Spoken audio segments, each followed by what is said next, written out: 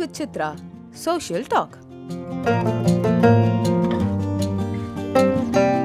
பொதுவாக இந்த ஜாதகத்தை பார்த்து பலன் சொல்கிற மாதிரி இந்த வருஷம் இந்த நாட்டுக்கே எப்படி இருக்கும் அப்படின்லாம் கூட நீங்கள் கணிச்சிருக்கீங்களா?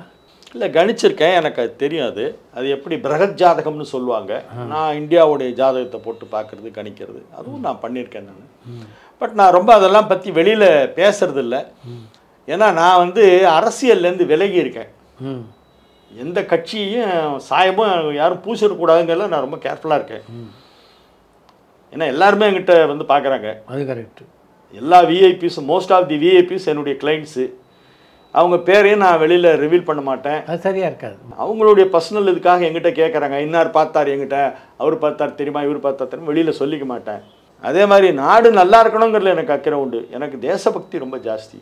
ஆனால் வெளியில் பப்ளிக்காக இந்த வருஷம் இப்படி நடக்கும், இந்த எலெக்ஷனில் எப்படி நடக்கும், இன்னார் வருவாங்க, அந்த மாதிரி விஷயங்கள் நான் பேசுறது இல்லை. ஆனால் நீங்கள் தெரிஞ்சுக்குவீங்க. நான் பார்த்துக்குவேன். வர்ற தேர்தல் வந்து இப்படி இருக்கும் அப்படின்னு உங்களுக்கு நான் தெரிஞ்சுக்குவேன். வெளியில் சொல்ல மாட்டீங்க? சொல்ல மாட்டேன். நான் அதை பப்ளிக்காக பேசுறது இல்லை. மீடியாலேயோ பத்திரிகையிலையோ அதை பற்றி நான் வந்து அரசியலையும் ஜோசியத்தையும் மிக்ஸ் பண்ணுறதே கிடையாது. நான் எல்லாருக்கும் பொதுவானவன். அதனால் அரசியல்வாதிகள், திரைக்கலைஞர்கள் எல்லாருமே உங்ககிட்ட ஆல்மோஸ்ட் எல்லா விஐபிஸும் என்னை பர்சனலாக தெரியும். எல்லோரும் வந்திருக்காங்க, எல்லாரோடையும் பேசியிருக்கேன். ஆனால் அதை வந்து நான் சீக்ரெட்டாக தான் வச்சுப்பேன் வழியே. அதை போய் வெளியில் வந்து தண்டோரை போட்டு சோல்சோ எங்கள் வீட்டுக்கு வந்தார் தெரியுமா, அவர் பார்த்தாரு, இவங்க ஒய்ஃப் வந்தாங்க, அவங்க பிஏ வந்தாங்க, எல்லாம் நான் வாயே திறக்க மாட்டேன். அது என்னுடைய ஒரு தொழில் தர்மமாக வச்சுட்ருக்கேன். பொதுவாகவே பர்சனல் மேட்டர்ஸ் எல்லாம் நிறைய பேர் வந்து சொல்கிறாங்க சார். ரொம்ப அதில் இந்த விஷயங்கள்லாம் கேட்குறதுக்கே கஷ்டமாக இருக்கும். ஆமாம், நீங்கள்லாம் ஏறக்குறைய ஒரு மருத்துவர் மாதிரி தானே. ஆமாம், அந்த மாதிரி நிறைய பர்சனல் மேட்டர்ஸ்லாம் வந்து சொல்லுவாங்க. அதெல்லாம் வாங்கி அதுக்கு என்ன சொல்யூஷன், எப்போ சரியாகும், ஏன் இப்படி ஆச்சுங்கிற அந்த சொல்லிவிட்டு அந்த க்ஷணமே அதை மறந்துடுவேன்.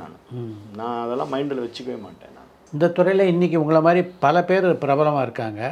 அவங்களில் யாரெல்லாம் உங்களுக்கு நல்ல நட்பு வளையத்தில் இருக்காங்க? எல்லாருமே என்னுடைய ஃப்ரெண்ட்ஸு தான் சார். சக ஜோசியர்கள் எல்லாருக்கிட்டையும் எனக்கு ஒரு நல்ல மரியாதை உண்டு. அவங்களும் எங்கிட்ட ரொம்ப நல்ல காடியில் தான் இருப்பாங்க. காழியூர் நாராயணன்லாம் எனக்கு நல்ல ஃப்ரெண்டு. இன்ஃபேக்ட்டு நான் வந்து ஒரு வருஷம் ஜெயா டிவிக்கு வந்து ஃப்ரீலான்ஸ் ப்ரொடியூசராக வேலை பார்த்தேன். 99 அவங்க ஸ்டார்ட் பண்ணப்போ நான் வந்து இசை சம்பந்தமான நிகழ்ச்சிகள், ஆன்மீக சம்பந்தமான நிகழ்ச்சிகள்லாம் நான் தான் ஃபஸ்ட்டு அவங்களுக்கு எல்லாம் பண்ணினேன். கரெக்டாக 1 வருஷம் 6 மாதம் இருந்தேன். அதுக்கப்புறம் ஸ்ரீகவி உட்கார வச்சுட்டு நான் வந்துட்டேன். ஏன்னா நான் ஒரு ஃப்ரீ பேர்டு. ஆனால் நீ 10 மணிக்கு வா, 6 மணிக்கு போகலாம் சொன்னாலும் எனக்கு அது வந்து சரிப்பட்டு வராது. அதனால் நான் என்ன பண்ணேன், ஸ்ரீகவியை கூப்பிட்டு நீங்கள் பார்த்துங்க இதை அப்படின்னு சொல்லிட்டு நான் வந்துட்டேன். அதே மாதிரி இசைக்கும் எனக்கு அப்புறமா நிறைய பேர் வந்து அவங்களாம் பண்ண ஆரம்பிச்சிட்டாங்க. ஃபஸ்ட்டு மியூசிக் ப்ரோக்ராம் பண்ணது, ஆன்மீக ப்ரோக்ராம் பண்ணது, ஜோசிய ப்ரோக்ராம் எல்லாமே ஜெயா டிவிக்கு 99 ஏப்ரல்லேருந்து நாங்கள் இருந்தேன். 99 ஜூலையில் அவங்க லான்ச் பண்ணாங்க, ஆகஸ்ட்டில் லான்ச் பண்ணாங்க. அதுக்கப்புறம் கரெக்டாக 1 இயர் அங்கே இருந்தேன். 2000 நான் அங்கேருந்து வந்துட்டேன். அப்போ வந்து இவர் எனக்கு நல்ல பழக்கம். காழியூர் நாராயணன், நான் தான் வந்து அந்த ஜோசிய ப்ரோக்ராமுக்கு வந்து ஃபஸ்ட்டு நான் தான் ப்ரொடியூசர் பண்ணியிருக்கேன். அதே மாதிரி நம்ம இப்போ சன் டிவியில் வந்துருக்காரு வித்யாதரன், அப்புறம் புலியூர் பாலு, இவங்கெல்லாம் எனக்கு நல்லது. நான் சின்ன வயசுலேருந்து புலியூர் பாலுவுடைய பத்திரிகை ரொம்ப ரெகுலராக படிப்பேன். புலியூர் பாலு வீக்லி பத்திரிகை ஒன்று நடத்திட்டு இருந்தார். ராசி பலன் எழுதுவார். அவ்வளோ துல்லியமாக இருக்கும், ஆச்சரியமாக இருக்கும் எனக்கு. அது நான் ரெகுலராக வாங்கி படிப்பேன். நான் அவருடைய ஃபேனு. நான் அவரை ஒரு தடவை நேர்லையும் பார்த்துருக்கேன். எங்கள் அப்பா வந்து இந்த குவாரி பிஸ்னஸ் எல்லாம் பண்ணிகிட்டு இருந்தப்போ பையன் எப்படி இருப்பான்னு தெரியலையே அப்படின்ட்டு என் ஜாதகத்தையும் எங்கள் அப்பா ஜாதத்தையும் ரெண்டையும் எடுத்துகிட்டு புலியூர் பாலுட்டு போயிருக்காரு. புலியூர் பாலு எங்கள் அப்பா ஜாத்தியும் என் ஜாத்தியும் பார்த்துட்டு என்ன கேட்கணும், இல்லை என் பையன் வந்து நல்லா தொழில் பண்ணுவானா, என் தொழிலுக்கு தான் வருவானா, என்ன பண்ணுவானா, உங்களை போல் 100 மடங்கு பிரமாதமாக இருப்பான் உங்கள் பையன், கவலையே படாதுங்க, இது ஒரு யோக ஜாதகம் அப்படின்னு சொல்லி புலியூர் பாலு சொன்னதாக எங்கள் அப்பா வந்து சொல்லுவார். என்கிட்ட வந்து சொன்னா, டே புலியூர் பாலு சொல்லிட்டாரா, நீ நல்லா இருப்பேன்னு சொல்லிட்டாரு அப்படின்னு. அது மாதிரி அவர் வந்து அந்த பீரியடில் ஒரு ரொம்ப ஃபேமஸான ஒரு ஜோசியர் புலியூர் பாலு. அவரெல்லாம் நான் நேர்லையும் பார்த்துருக்கேன். நான் நேரில் பார்த்துருக்கேன். அவருடைய பத்திரிகைகள்லாம் படிப்பேன். அவருடைய சன் இப்போது நாகராஜன், புலியூர் பாலு நாகராஜன் இப்போ ஒரு ஜோசியெல்லாம் பார்த்துருக்காரு. அவரும் எனக்கு நல்ல ஃப்ரெண்டு. தீனதயாளன் ஒருத்தர் இருக்கார், அவர் நல்ல ஜோசியம் பார்ப்பார். ஜோசிய பத்திரிகையெல்லாம் வச்சு நடத்திட்டு இருந்தார் அவர். இந்த மாதிரி இப்போ இருக்கக்கூடிய பிரபல ஜோதிடர்கள் ஆல்மோஸ்ட் எல்லாருமே எனக்கிட்ட நல்ல டேர்ம்ஸில் இருக்காங்க. நாங்கள்லாம் எல்லோரும் ஒரு ஃப்ரெண்ட்ஸாக தான் இருக்கோம். ஒருத்தர் ஒருவர் மதித்து பேசி எல்லாம் பண்ணக்கூடிய லெவலில் தான் இருக்கோம். ரெண்டாவது எனக்கு வந்து நான் எல்லாத்தையும் சகஜமாக பழகக்கூடிய ஒரு குணம் உள்ளவன் சார். அதனால் வந்து என்கிட்ட எல்லாருமே ஃப்ரெண்ட்லியாக தான் இருப்பாங்க. ஜாதகத்தை பார்த்து பலன் சொல்லும்போது அவங்க ஜாதகத்தில் என்ன இருக்கோ அதை உண்மையாக அப்படியே சொல்லிடுவேன் அப்படின்னு நீங்கள் சொன்னீங்க. அப்படி சொன்னதுனால பிரச்சனைகள் எதையாவது சந்திக்க வேண்டிய சூழ்நிலை உங்களுக்கு ஏற்பட்டிருக்கா? ஐயோ இப்படிலாம் இருக்குமான்னு அதுக்கப்புறம் அவங்களுக்கு நான் ஆறுதல் சொல்லி இதுதான் லைஃப்னால் இப்படிலாம் இருக்கும், ஏற்றத்தாழ்வுகள்லாம் இருக்கும், நீங்கள் அதுக்கெல்லாம் ஒன்றும் கவலைப்படாதீங்க, அதெல்லாம் வந்து தாண்டி வந்துடலாம், நீங்கள் வந்து இந்த இந்த இதெல்லாம் பண்ணுங்கள், சாமியெல்லாம் கும்பிடுங்கன்னு சொல்லுவேன். திருவண்ணாமலையில் கிரிவலம் பண்ணுறது ஒரு பெரிய பரிகாரம் நான் என் லைஃப்பில் பார்த்தது. அப்படியா? ஆமாம், நான் வாரம் செவ்வாய்க்கிழமை போயிடுவேன். 92, 93 அந்த பீரியடில் எவ்ரி டியூஸ்டே கிரிவலம் பண்ணுவேன். 2 வருஷம் 2 வருஷம் ஏர்லி மார்னிங் பண்ணுவேன், இல்லைன்னா சாயந்தரம் பண்ணுவேன். செவ்வாய்க்கிழமை தொடர்ந்து பண்ணிகிட்டு இருந்தேன். அது எனக்கு நிறைய மாற்றங்களை கொடுத்தது. கிரிவலத்தில் என்ன அப்படி பலன் இருக்குன்னு நினைக்கிறீங்க சார்? அது தலையத்தையே மாற்றும் சார். அப்படியா? நவகிரகங்களும் நமக்கு ஃப்ரெண்ட் ஆகிடும். ஆமாம், நவகிரகங்களும் நமக்கு தோஸ்து கிரிவலம் பண்ணிங்கன்னா. அப்படியா? நிஜமா, அது ரொம்ப நான் வந்து அனுபவ ரீதியாக பார்த்துருக்கேன். அந்த பீரியட்லலாம் நான் வந்து மாட்டில் போவேன், இங்கேருந்து 122ஆம் நம்பர் பஸ்ஸை பிடிச்சி இறங்குவேன், ஒரு ரூம் எடுப்பேன், குளிச்சுட்டு நடக்க ஆரம்பிப்பேன். சாயந்தரம் ஒரு 6 மணிக்கு நடக்க ஆரம்பித்தேன்னா 9:30 மணி 10 மணிக்கு முடிச்சிடுவேன். முடிச்சுட்டு வந்து படுத்துட்டு காலையில் எழுந்து குளிச்சுட்டு சாமி தரிசனம் பண்ணிவிட்டு பஸ்ஸை பிடிச்சி திரும்பி வந்துடுவேன். இது வந்து என்னுடைய ரொட்டீன். அங்கே ரூம் முதற்கொண்டு ரெடியாக இருக்கும். செவ்வாய்க்கிழமைன்னா சாயந்தரம் நம்ம சென்னையிலேருந்து ஐயர் வந்துடுவார்ப்பா அப்படின்னு சொல்லி அந்த மேனேஜர் வந்து கரெக்டாக சாவி எனக்காக எடுத்து வச்சுருப்பார். ரெகுலராக பண்ண நல்ல பலன். நான் நிறைய பேருக்கு அதை தான் பரிகாரமாக சொல்கிறேன். நான் உனக்கு பரிகாரம் பண்ணி வைக்கிறேன், காசு கொடுன்னு இன்னி வரைக்கும் யார்ட்டையும் ஒரு பைசா கூட நான் வாங்கினது இல்லை. அருமை. நீ அந்த கோயிலுக்கு போ, இந்த கோயிலுக்கு போ, இந்த சாமியை கும்பிடு, பௌர்ணமி இங்கே போ, அஷ்டமி பைரவரை போய் தரிசனம் பண்ணு, கிருத்திகை இந்த கோயிலில் போய் முருகனை கும்பிடு, மயிலத்துக்கு போ, திருத்தணி போ, அங்கே போ. இந்த மாதிரி வந்து ஒரு குறிப்பிட்ட கோயில்கள் அவங்களுடைய ஜாதகப்படி அவங்களுக்கு எந்த கிரகம் ஸ்ட்ராங்காக இருக்குது, எது வீக்காக இருக்குன்றதை பொறுத்து எந்த தெய்வத்தை வழிபடணும், எந்த கோயிலுக்கு போகணுங்கெல்லாம் நான் சஜஸ்ட் பண்ணுவேனுடைய அவங்கள்ட்டேருந்து ஒரு பைசா கூட வாங்க மாட்டேன். இன்னி வரைக்கும் அது வந்து நான் ஒரு பிரின்சிபலாக நான் அதை ரொம்ப ஸ்ட்ரிக்டாக வச்சுக்கிட்டு இருக்கேன். வாங்கணும்னு ஆரம்பிச்சோன்னு வச்சுக்கலாம், லட்சமாக கொடுப்பாங்க. பட் அந்த பாவத்தெல்லாம் நம்ம வாங்கிக்குவோம், அவங்களுக்கு பரிகாரம் பண்ணி வைக்கிறேன்னு சொல்லி. அது பண்ணக்கூடாது நம்ம அப்படின்ட்டு நான் அதில் ரொம்ப ரொம்ப கேர்ஃபுல்லாக இருக்கேன். நான் இப்போ நீங்கள் பெரும்பாலும் நேராக பார்த்து பலன் சொல்கிறதில்ல அப்படின்னு சொல்லியிருந்தீங்க ஒரு பிரச்சனை. ஆமாம், இப்போ ஒரு 3 வருஷமாக அந்த கொரோனா பீரியடில் என்னாச்சுன்னா நேரில் பார்க்குறத நிறுத்திட்டு அப்போ வேறு வழி இல்லை, ஆன்லைனில் பார்க்க ஆரம்பித்தேன். ஆன்லைனில் பார்க்க ஆரம்பித்தா அதில் நல்ல ரெஸ்பான்ஸ் வர ஆரம்பிச்சிடுது. அதுக்கப்புறம் எனக்கு வந்து ஒரு 2 தடவை ஹார்ட் அட்டாக் வந்தது. அடுத்தடுத்து நெக்ஸ்ட்டு சக்ஸஸிவ் இயர்ஸு 2 தடவை ஹார்ட் அட்டாக் வந்தது. அப்புறமா அந்த ஸ்டண்ட் வச்சாங்க ஹார்ட்டில். அப்புறமா டாக்டர் வந்து நீங்கள் ரொம்ப ஸ்ட்ரெயின் பண்ணிக்காதீங்க அப்படின்னு வேறு அட்வைஸ் பண்ணார். அந்த நேரத்தில் இந்த கொரோனா முடிஞ்சு மறுபடியும் ஸ்டார்ட் பண்ணலாமான்னு யோசிக்கும்போது தான் இதெல்லாம் நடந்தது. அப்போ நான் என்ன பண்ணிட்டேன், இனிமேல் ஆன்லைன்லேயே பார்ப்போம் அப்படின்னு முடிவு பண்ணிட்டேன். ஆன்லைனில் நிறைய பேர் கேட்குறாங்க, ஆன்லைனில் கேட்குறாங்க. பொருத்தம் தான் எங்கிட்ட நிறைய வருது. எக்கச்சக்கமான பேர் திருமண பொருத்தத்துக்கு எங்கிட்ட ஆன்லைன் அனுப்புகிறாங்க. ஜோதிடம் பார்க்குறதும் ஆன்லைன் மூலமாக தான் கேட்குறாங்க. நான் யாரையும் இப்போவும் நேர்லலாம் மீட் பண்ணதில்லை. சில பேர் விஐபி நான் பார்க்கணும்லாம் சொல்லுவாங்க. நீங்கள் விஐபியாக இருந்தால் இருந்துட்டு போகிறேங்க, எனக்கு என் ஹெல்த்து தான் முக்கியம், நான் யாரையும் நேரில் பார்க்க மாட்டேன்னு சொல்லிட்டு நான் ஸ்ட்ரிக்டாக ஆன்லைனில் தான் இப்போ பார்த்துக்கிட்டு இருக்கேன். இப்போ ஆன்லைனில் அவங்க நட்சத்திரம், ராசி, லக்னம் இதை தானே சொல்ல முடியும். பெருசாக என்ன ஜாதகத்தை அனுப்புவாங்களா? இல்லை, அவங்க பிறந்த தேதி, பிறந்த நேரம், பிறந்த ஊர், அவங்க நேமு எல்லாத்தையும் போட்டுட்டு ஒரு 3-4 கேள்வி டைப் பண்ணி அனுப்புவாங்க.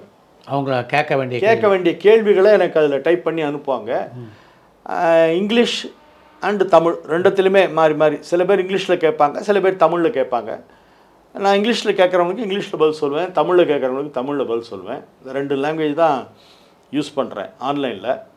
அதில் நிறைய பேர் கேள்வி கேட்குறாங்க. அவங்க வந்து இது மாதிரி தான் திருமணம் தாமதமாயிட்டிருக்கு, எப்போ நடக்கும், என்னென்ன நட்சத்திரம் பொருந்தும், ஜாதகத்தில் ஏதாவது தோஷம் இருக்கா, இருந்தால் அதுக்கு என்ன பரிகாரம் பண்ணணும் அப்படிங்கிற மாதிரி கேள்விகள்லாம் வரும். நிறைய ஹெல்த் சம்மந்தமாக, வியாபாரம் சம்மந்தமாக, வெளிநாடு பிரயாணம் பண்ணுறது சம்மந்தமாக, ப்ராப்பர்ட்டி வாங்கிறது விற்கிறது, இது மாதிரிலாம் அவங்கவுங்க பிரச்சனைகளை அவங்க என்னவோ அதை கேட்பாங்க. அதை நான் அவங்களுக்கு அவங்க மெயில் ஐடிக்கு ரிப்ளை பண்ணுவேன்.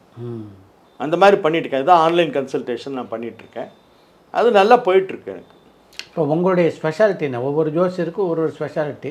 உங்களை பொறுத்த வரைக்கும் திருமண பொருத்தம் தான் உங்கள் ஸ்பெஷாலிட்டியா இல்லை? இல்லை, திருமண பொருத்தம் தான் ஜாஸ்தி. அதிகம் வர்றது அதுதான் வராங்க என்கிட்ட. இப்போ அதுக்கு ஒரு மேட்ரிமோனியல் சைட்டும் வச்சுருக்கீங்களே? இப்போ நீங்கள் மேட்ரிமோனி சைட் வச்சுருக்கேன் சார், ஹரிகேசா matrimony.com. அது வந்து என்னுடைய செகண்ட் சன்னு தான் பார்த்துக்கிறாரு. ஃபுல் டைமாக இப்போ அதுதான் பார்த்துக்கிறான். அவனுக்கு அதுதான் ப்ரொஃபஷனே. ஓ, அவன் பிகாம் முடிச்சுட்டு MBA ஃபைனான்ஸ் கரஸில் படிச்சுட்டு இருக்கான் மெட்ராஸ் யூனிவர்சிட்டியில். அவன் ஃபுல் டைமாக ஹரிகேசா மேட்ரிமோனியை வந்து அவன் தான் ஃபுல்லாக மெயின்டைன் பண்ணுறான். அதில் வந்து என்கிட்ட 1 லட்சம் பேர் பதிவு பண்ணியிருக்காங்க அப்பா, திருமணத்துக்காக. கல்யாணம் ஆகாத பாய்ஸ் அண்ட் கேர்ள்ஸு. அருமை. நான் அதை என்ன பண்ணியிருக்கேன்னா, ஹிந்து ரிலிஜனில் இருக்கிற எல்லா கம்யூனிட்டியும் அதில் வச்சுருக்கேன். அவங்க என்ன கம்யூனிட்டின்னு டைப் பண்ணாங்கன்னா அந்த கம்யூனிட்டியோட போய் லிஸ்ட்டு சேர்ந்துடும். Very good. அதில் ஒரு ஸ்பெஷாலிட்டி வச்சுருக்கேன். ஆர்டிஃபிஷியல் இன்டெலிஜென்ஸில் நட்சத்திர பொருத்தம் இருக்கிறத மட்டும்தான் ஃபில்டர் பண்ணி அவங்களுக்கு காமிக்கும். ஓ ஓ, அவங்ககிட்ட போகிற ஜாதகமே நட்சத்திர பொருத்தம் இருந்தால் தான் போகும். நட்சத்திர பொருத்தம் இருந்தால் தான் அவங்களுக்கு அது வந்து காமிக்கும், அது ஷோ பண்ணும்.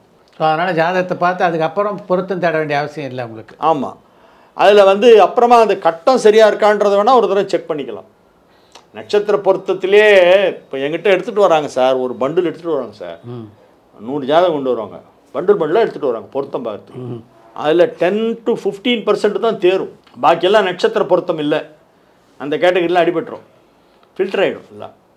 இப்போ நான் என்ன பண்ணிட்டேன்னா, பாவம் டயத்தை வேஸ்ட் பண்ணிவிட்டு பணத்தை வேஸ்ட் பண்ணிவிட்டு இவ்வளோ ஜாதகத்தை எங்கேருந்தோ கலெக்ட் பண்ணி எல்லோரும் எடுத்துகிட்டு வராங்க, அவங்களுக்கு ஏதாவது ஒரு ஹெல்ப் பண்ணணும் இந்த சொசைட்டிக்குன்ட்டு நான் என்ன பண்ணிட்டேன், நட்சத்திர பொருத்தத்தை வடிகட்டி கொடுக்கக்கூடிய ஆர்டிஃபிஷியல் இன்டெலிஜென்ஸை அதில் வச்சுருக்கேன் என்னுடைய ஹரிகேசா மேட்ரிமோனியில். அருமை.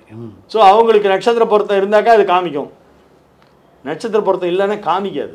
ஸோ என்னென்னா கம்மியாக தான் வரும். எல்லாரும் வந்து நம்பரில் போகிறாங்க. நீ எங்கள்கிட்ட பதிவு பண்ணால் நான் 50 ஜாதகம் கொடுப்பேன்.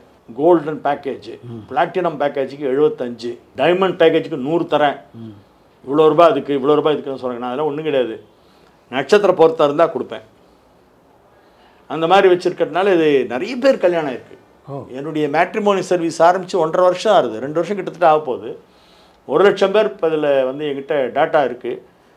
நிறைய கல்யாணங்கள் இது மூலிமா நடந்திருக்கு. உங்கள் 2 மகன்களும் இதே துறையில் இருக்காங்களா?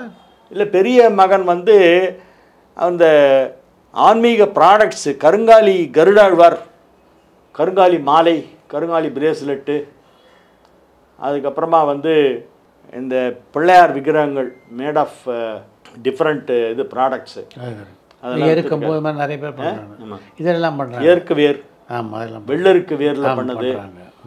அந்த மாதிரி வந்து அவர் கிட்டத்தட்ட ஒரு 100 ப்ராடக்ட் மேலே வச்சுருக்கேன். எல்லாமே ஆன்மீக சம்மந்தமான ப்ராடக்ட்ஸு. அதை வந்து HV கிருஷ்ண பிரசாத்னு பேர், பெரிய பையன் பேர்.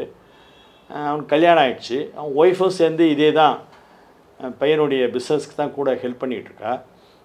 செகண்ட் சன்னுக்கு இன்னும் மேரேஜ் ஆகலை. ஒரு இசை விமர்சகராக MS சுப்புலட்சுமியை சந்தித்து பேசக்கூடிய வாய்ப்பு பல முறை உங்களுக்கு கிடச்சிருக்கும். அந்த அனுபவத்தை சொல்லுங்கள். MS அம்மாவை பார்க்குறதுக்காக போயிருந்தேன் சார்.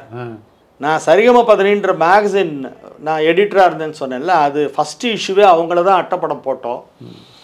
அதுக்கப்புறமா ஒரு சில வருடங்கள் கழித்து ஏதோ ஒரு காரணத்துக்காக அவங்கள பார்க்குறதுக்காக அவங்க வீட்டுக்கு போயிருந்தேன் கோட்டூர்புரத்தில். அப்போ என்கிட்ட பேசிகிட்டு இருந்தாங்க, எனக்கு தீபாராதனை டைம் ஆகிடுச்சு, நீ இங்கேயே உட்காரு, நான் பாபாவுக்கு தீபாராதனை பண்ணிட்டு வரேன் அப்படின்னு சொல்லிட்டு என்னை தள்ளி உட்கார வச்சுட்டு ஒரு சின்ன பூஜை ரூமு, அங்கே புட்டபர்த்தி பாபா படம் ஒரு 6 அடி 7 அடி ஹைட்டுக்கு வச்சுருந்தாங்க. அதுக்கு இவங்க ஹார்த்தி காமிட்டாங்க, அழகாக பாடிக்கிட்டே காமிச்சாங்க.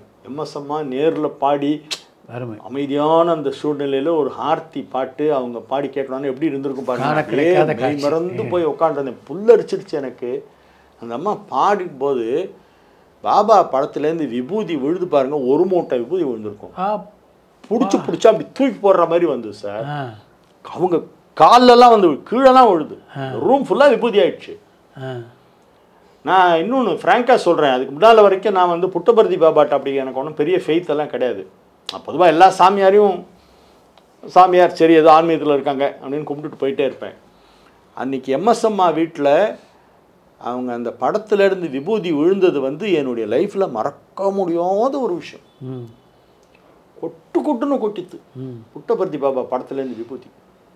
அதுக்கப்புறமா வந்து அம்மா சொன்னாங்க, இதை பார், உனக்கு பாபா அனுகிரகம் பண்ணியிருக்கார், நீ ரொம்ப பெரிய ஆளாக வரப்போகிற, நீ நன்னா இருப்ப, இந்தான்னு சொல்லி ஒரு பிடிச்சி விபூதி எடுத்து ஒரு பேப்பரில் போட்டு பொட்டலம் கட்டி வச்சுக்கோன்னு சொல்லி அப்புறம் எனக்கு நெத்தியில் இட்டு விட்டு அனுப்பிச்சாங்க. உண்மையிலே அது எனக்கு ஒரு பெரிய டேர்னிங் பாயிண்ட்டாக தான் இருந்தது. அருமை.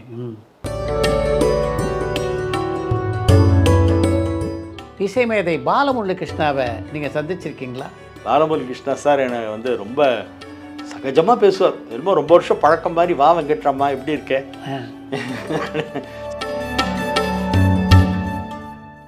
சுப்புடு விமர்சனத்துக்கும் உங்களுடைய விமர்சனத்துக்கும் என்ன வேறுபாடு? நல்லா இல்லைன்னா நல்லா இல்லைன்னு தான் எழுதுவேன். பட் அதை நான் எழுதுகிற விதம் அவங்களுக்கே சிரிப்பு வந்துடும். அந்த மாதிரி அது ஒரு நகைச்சுவையோடு எழுதுவேன். கர்நாடக இசையை ரசிக்கிற மாதிரி திரை இசையும் நீங்கள் ரசிப்பீங்களா? குழந்தையா இருந்தப்போலேருந்து கச்சேரிக்கு என்னை வீட்டில் கூப்பிட்டு போயிருக்காங்க சார். நான் வந்து அது கேட்டுக்கிட்டே இருக்கிறதுனால எனக்கு வந்து சினிமா பாட்டில் வந்து ஏதாவது ஒரு ராகத்தின் அடிப்படையில் இசையமைக்கப்பட்ட பாட்டாக இருந்தால் அதை நான் இன்றைக்கே கேட்டுட்டு தான் இருக்கேன். இன்றைக்கு இருக்கின்ற இசையமைப்பாளர்களில் உங்களை கவர்ந்த இசையமைப்பாளர்னு யாரை சொல்லலாம்? எல்லா இசையமைப்பாளருமே பிடிக்கும் சார். ப்ரொவைடட் நான் வந்து இந்த கிளாசிக்கல் ராகா பேஸு சாங்கை மட்டும்தான் ரசிப்பேன். மற்றது என் காதில் உழாது, ஏறாது.